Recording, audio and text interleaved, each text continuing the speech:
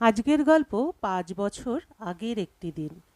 পুলিশের পোশাক পরা ছবিটা হাতে নিয়ে বসে আছেন মাহফুজুর রহমান। স্মৃতির আড়ালে রয়েছে কত গোপনীয়তা। এই তো চাকরি জীবনের প্রায় ৫ বছর আগের একদিন, রহস্যময় খুন। সকাল থেকে মনমরা হয়ে আছেন ওসি মাহফুজুর রহমান। ঘন কালো মেঘের দিকে তাকিয়ে চায়ের কাপে চুমুক দিচ্ছেন আর বারবার একটা প্রশ্নের উত্তর খোঁজার চেষ্টা করছেন তিনি। গতকাল সিলেটের একটি চা বাগানের ভেতর ক্ষতবিক্ষত লাশ পাওয়া যায় বিশিষ্ট শিল্পপতি আহসানুল করিমের কলেজ পড়ুয়া মেয়ে সুরভির। উপরমহলের নির্দেশে মাহফুজুর রহমান ঘটনার তদন্তের দায়িত্ব পাওয়ায় গতকালই ঢাকা থেকে সিলেটে আসেন তিনি। গতকাল মর্গে গিয়ে লাশ দেখে আসেন। গলায় বীভৎস ক্ষত এবং সারা শরীরে আঁচড়ের দাগ তাকেই রীতিমতো ভাবিয়ে তোলে। এমন ধরনের ঘটনা তার চাকরি জীবনে প্রথম দেখা।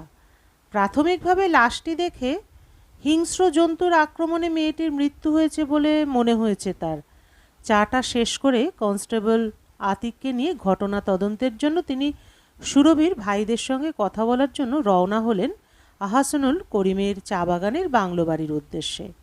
দীর্ঘক্ষণ পর তিনি আতিককে জিজ্ঞাসা করেন, আতিক, জি স্যার, তোমার কি মনে হয় মেয়েটিকে কোনো হিংস্র পশু আক্রমণ করেছে নাকি এতে মানুষের হাত আছে? মানে বুঝলাম না স্যার। মানেটা খুব সহজ, একটু খেয়াল করলেই বুঝতে পারবে। যদি কোনো হিংস্র পশুর আক্রমণে মেয়েটির মৃত্যু হয়ে থাকে তাহলে তো শরীর ছিঁড়ে খেয়ে ফেলার কথা, তাই না? তাই তো স্যার, কথাটা তো মন্দ বলেননি। হুম, আচ্ছা, আহসানুল সাহেবের বাংলো বাড়িটা আর কত দূর? স্যার, ওই যে বাড়িটা দেখছেন ওটাই আহসানুল সাহেবের বাংলো বাড়ি। ও আচ্ছা, চলো ভেতরে যাওয়া যাক। জি চলেন। এই বলে যখন ভেতরে ঢুকতে যাবে তখন একটা লোক তাদের সামনে এসে বলল, কারে চাই? এটা কি আহসানুল সাহেবের বাংলো বাড়ি? হ, কিন্তু আপনারা কারা? জি, আমি ওসি মাহফুজুর রহমান, আর ইনি হলো কনস্টেবল আতিক। আমরা সুরভির মৃত্যু নিয়ে তদন্ত করতে এসেছি। তবে আপনি কে? আমার নাম হলো গিয়া মজিদ মিয়া। অনেক বছর ধইরা আমি এই বাড়ি দেখাশোনা করি। আফামনি খুব ভালো মানুষ আছিলেন। আমি আগেই কইছিলাম এইখানে থাকাটা ঠিক হইবে না। ওই ভূতটা শেষ পর্যন্ত আফারে মায়েরাই ফেলাইল। এই বলে মজিদ মিয়া কান্না শুরু করে দিল। ভূত? এই বাড়িতে একখান মাইয়ার ভূত আছে সাহেব। রাইত হইলেই একটা মাইয়ার কান্না শোনা, হাসি শোনা যায়, নুপুরের আওয়াজও শোনা যায়। কেউ আইলে ২-৩ দিনের বেশি থাকতে পারে না। কয়দিন আগে ২ সাহেব আর আফামনি আইলো বেড়াইতে, তারপর তাগরে কইলাম ভূতটার কথা, কিন্তু কেউ বিশ্বাস করলো না আমার কথাটা। সকলে কইছিলাম সাবধানে থাকতি। সেই দিনও আফারে সন্ধ্যায় দেখলাম হাসি খুশি, আর আইজ সে আমাগোর মাঝে মরা লাশ। এই বলে আবার কান্না শুরু করলো। থামুন থামুন, এভাবে কান্না করবেন না। ভবিষ্যতে তদন্তের স্বার্থে আপনাকে আমাদের প্রয়োজন হতে পারে, তাই যখনই ডাকবো তখনই কিন্তু আপনাকে থানায় যেতে হবে। আর তদন্ত শেষ না হওয়া পর্যন্ত কোথাও যাওয়ার চেষ্টা করবেন না, মনে থাকে যেন। আইসা চোখ মুছতে মুছতে, আর হ্যাঁ, আপনার সাহেবরা কি সবাই আছে? না সাহেব, ছোট সাহেব আফামনি হারায় যাওয়ার আগের দিনকে ঢাকা শহরে চইলা গেছিলেন, আর বড় সাহেব আছেন এখনও। আচ্ছা ঠিক আছে, আপনি আসতে পারেন, তবে যা বলেছি মনে থাকে যেন। আচ্ছা সাহেব। এই বলে তারা দুজনে ওপরে চলে গেলেন, আর মজিদ মিয়া চলে গেলেন। ওপরে উঠতে উঠতে আতিক বলল, স্যার, আমরা খুনের ধরন দেখে মনে করছি খুনটা কোনো জন্তু জানোয়ারের কাজ, কিন্তু এখন বাড়ির কেয়ারটেকার মজিদ মিয়া বলছে এই কাজ কোনো ভূতের। এটি তার ভুল ধারণা আতিক, কারণ ভূত প্রেত বলে কিছুই নেই। আর আমরা যদি ভূত প্রেতের কথা বলে চালিয়ে দিই তাহলে হাস্যকর মনে হবে সবার কাছে। তার থেকে আমাদের উচিত তদন্তের প্রতি বেশি মনোযোগ দেওয়া এবং রহস্যের আড়ালে থাকা আসল ঘটনাও উদ্ঘাটন করা। জি স্যার। ওপরে উঠতেই দেখলেন রফি সাহেব তার বোনের ছবির দিকে তাকিয়ে হুইল চেয়ার নিয়ে ব্যালকনিতে বসে আছেন। আসসালামু আলাইকুম রফি সাহেব। ওয়ালাইকুম সালাম। আপনাদেরকে তো ঠিক চিনতে পারলাম না। হ্যাঁ, আসলে না চেনাটাই স্বাভাবিক। আমি ওসি মাহফুজুর রহমান এবং ইনি হলেন কনস্টেবল আতিক। জি, বসুন আপনারা। চেয়ার এগিয়ে দিয়ে। ধন্যবাদ। আসলে আমরা আপনার বোনের মৃত্যুর কারণ তদন্ত করতে এসেছি এবং আশা করি আপনি আমাদের তদন্তে সাহায্য করবেন। কথাটা শুনে রফি সাহেব কান্না করে করে বললেন, আমার বোন কার কি ক্ষতি করেছিল যার জন্য আমার বোনকে এভাবে কষ্ট পেয়ে মরতে হলো? দেখুন, আমরা বুঝতে পারছি আপনার মনের অবস্থা, কিন্তু কি করবেন বলুন? যা হবার ছিল সেটা হয়ে গেছে। ভাগ্যের ওপর কারো তো হাত নেই। তাছাড়া আমরা কেউ জানি না জন্তু জানোয়ারের আক্রমণে মারা গেছে নাকি অন্য কোনো কারণ লুকিয়ে আছে আপনার বোনের মৃত্যুর পেছনে। তাই বলছিলাম, যদি আপনি আমাদের কিছু ইনফরমেশন দিয়ে সাহায্য করতেন তাহলে আমাদের তদন্তে খুব ভালো হতো। জি, আমি সব ধরনের সাহায্য করতে প্রস্তুত। ধন্যবাদ। তাহলে আপনাদের আসার দিন থেকে এই পর্যন্ত যা যা ঘটেছে বলুন। তাহলে শোনেন, সুরভির পরীক্ষা শেষ হয় কিছুদিন আগে। পরীক্ষা শেষ হওয়ার পর জেদ ধরে এই চা বাগানের বাংলোয় ছুটি কাটানোর জন্য। আমাদেরও ব্যস্ততার কারণে তেমন কোথাও যাওয়া হতো না। আমাদেরও ব্যস্ততা কম থাকায় আমরা দু ভাই আর সুরভি তিনজনে মিলে এখানে আসি বেড়াতে। বাড়ির কেয়ারটেকার মজিদ চাচা আমাদের সব কিছুর খেয়াল রাখতো। গতকাল সকালে আমি যখন ঘুম থেকে উঠলাম তখন দেখি বাংলোর মেন দরজা খোলা। পরে সুরভির রুমে গিয়ে দেখি দরজা খোলা এবং ও রুমে নেই। ভাবলাম ও হয়তো আশেপাশে কোথাও ঘুরতে গেছে, কিন্তু অনেকক্ষণ পরেও যখন দেখলাম ও ফিরছে না, তখন আমি আর মজিদ মিয়া খুঁজতে শুরু করলাম। একসময় খুঁজতে খুঁজতে সুরভির ক্ষতবিক্ষত লাশ চা বাগানের ভেতরে পাই। এই বলেই আবার কান্না শুরু করলো। থামুন রফি সাহেব, এভাবে কান্না করবেন না। আচ্ছা, আপনার ছোট ভাইকে দেখছি না যে? ও সুরভির মৃত্যুর আগের দিন দুপুরে ঢাকা চলে যায় ওর ইউনিভার্সিটির কাজে। ও আচ্ছা, আপনারা এখানে কতদিন হলো এসেছেন? এই 5 দিন হলো। ও, তা কতদিন থাকার ইচ্ছে ছিল? তা প্রায় 1 মাসের মতো। আচ্ছা, বাংলোর কেয়ারটেকার বলছিল যে বাংলোতে নাকি ভূত প্রেতের আস্তানা আছে। এখান থেকে নাকি রাতের বেলা নুপুর পরে হাঁটার শব্দ, তারপর কোনো মেয়ে হাসছে, এমন কোনো শব্দ পাওয়া যায়। সত্যি নাকি? হ্যাঁ, আসার পর দিন থেকে প্রতি রাতেই এমন শব্দ আসে। আচ্ছা, ঠিক আছে। আজ তো আপনাদের বোনের লাশ হস্তান্তর করা হবে। আপনাদের পরিবার থেকে কেউ আসবে না? হ্যাঁ, আমার ছোট ভাই আর মেজো চাচু এসে লাশ নিয়ে চলে যাবে। ও আচ্ছা, তাহলে আজকের মতো বিদায় নিই। পরে কোনো প্রয়োজনে আপনাকে আমাদের দরকার পড়তে পারে। অবশ্যই, যে কোনো প্রয়োজনে আপনারা আমাকে আপনাদের পাশে পাবেন। ধন্যবাদ। আজ তাহলে আসি। এই বলে মাহফুজুর রহমান আর আতিক থানার দিকে আসতে লাগলো। মাঝপথেই আতিক বলে উঠল, স্যার, এই ঘটনাটা আমার কাছে অদ্ভুত মনে হচ্ছে। আমরা ধারণা করছি এটা কোনো জন্তুর আক্রমণ, কিন্তু মজিদ মিয়া আবার বলছে এটা কোনো ভূতের কাজ। তবে আমাদের সব দিক থেকে তদন্ত করতে হবে। এটাও তো হতে পারে খুনটা কোনো মানুষের কাজ।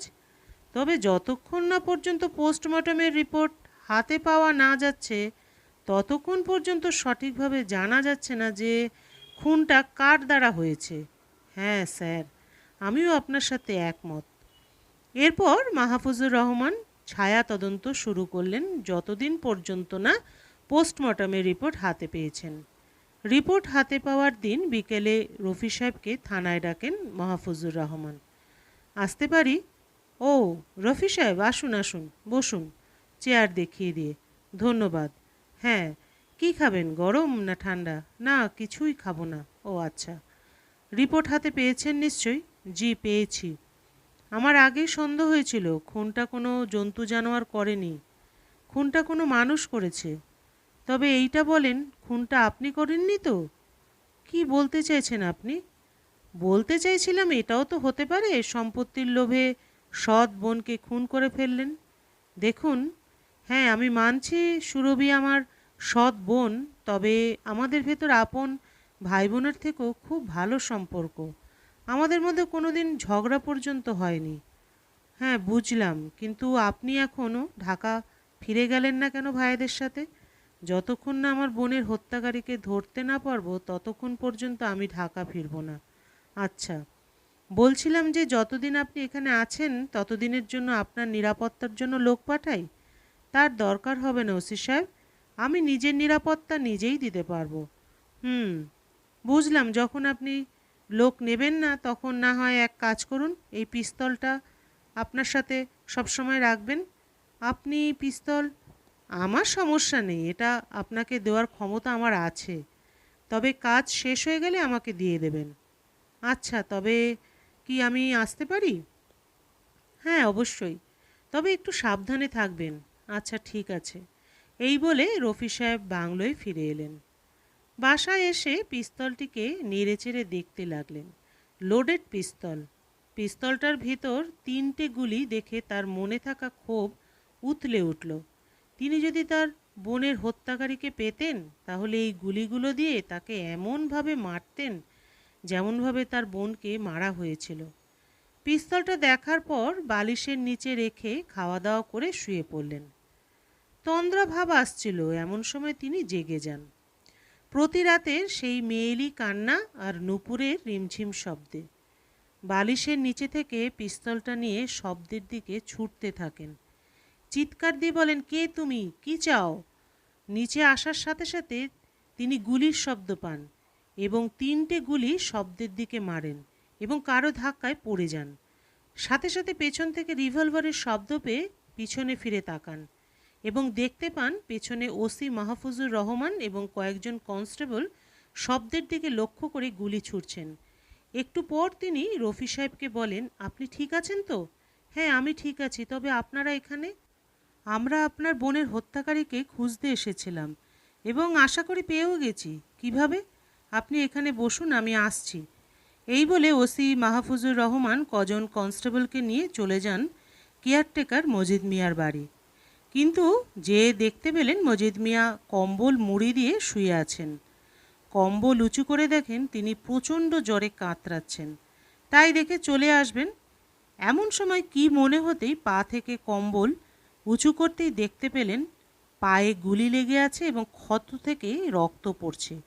কি মজিদ মিয়া, এত কিছুর মূল হোতা তাহলে আপনি? না মানে আসলে, আর মানে করে লাভ নেই, আপনার সব কুকীর্তি আমাদের কাছে পরিষ্কার। তো বলুন, সুরভিকে খুন করেছেন কেন? আর কেনই বা তাদেরকে ভূতের ভয় দেখিয়েছিলেন? অনেক দিন স্যারেরা আসে না, আর মুইও টাকা কামাইবার লইগা সাহেবের বাড়িটা বিক্রি কইরা এইখান থেকে চইলা যাইবার চাইছিলাম, কিন্তু সাহেবরা আসায় হকগুলি নষ্ট হইয়া যায়। তাই ভূতের ভয় দেখানোর লইগা সাউন্ড বক্সে মাইয়াগো কান্দনের আর হাসনের রেকর্ড বাজাইতাম, কিন্তু সুরভি আফা সকালে আমাগো সব কথা শুইনা ফেলায়। আর যখন সাহেবগো এই কথা কইতে আসে তখনই ছুরি দিয়া গলা কাইটা আর হাত পায়ে এমনভাবে দাগ দিয়া রাখি যাতে মনে হইব কোনো জন্তু জানোয়ারের কাজ এইটা। আর যখন দেখলে রফি সাহেব এখান থেকে যাচ্ছে না, ঠিক তখনই তাকেও মারার প্ল্যান করলে, তাই তো? হ সাহেব, আর জীবনেও এমন কাম করব না। সাহেব, এইবারের লইগ্যা মাপ কইরা দেন, তোমাকে ক্ষমা কেউ করবে না। হাসিব, নিয়ে যাও একে। পরদিন সকালে থানায় ডেকে মাহফুজুর রহমান সব খুলে বললেন রফি সাহেবকে। রফি সাহেব সব শুনে বললেন, আজ আমি নিশ্চিন্ত। আমার বোনের খুনিকে ধরতে পেরেছেন আপনারা। আপনাদেরকে কিভাবে ধন্যবাদ দেব তা আমার জানা নেই। ছি ছি রফি সাহেব, এটা আমাদের পুলিশদের দায়িত্ব। এতে আমরাও খুশি হয়েছি যে আপনার বোনের হত্যাকারীকে আমরা ধরতে পেরেছি। আজ আমি ঢাকায় চলে যাব একটু পর। দোয়া করবেন আমার জন্য। জি অবশ্যই, আমার জন্য দোয়া করবেন। জি, আজ তাহলে আসি। আসুন। এরপর রফি সাহেব ফিরে গেল ঢাকায় তার শহুরে জীবনে। আর মাহফুজুর রহমানও চলে গেলেন হয়তোবা নতুন কোনো অদ্ভুত ঘটনার তদন্তে। পৃথিবীতে রহস্যময় অনেক ঘটনা আছে যেটি সাধারণত শুধু রহস্যময়ই রয়ে যায়। আবার কিছু কিছু রহস্য মিথ্যার আড়ালে থাকা সত্ত্বেও সত্যের আলোয় সবার সামনে এসে দাঁড়ায়। মিথ্যা দিয়ে সত্যকে যতই ঢেকে রাখা হোক না কেন, সত্য একদিন না একদিন বেরিয়ে আসে তার আপন ঠিকানায়। গল্পের সমাপ্তি এখানেই। আবার দেখা হবে পরবর্তী আরেকটি গল্পের সাথে।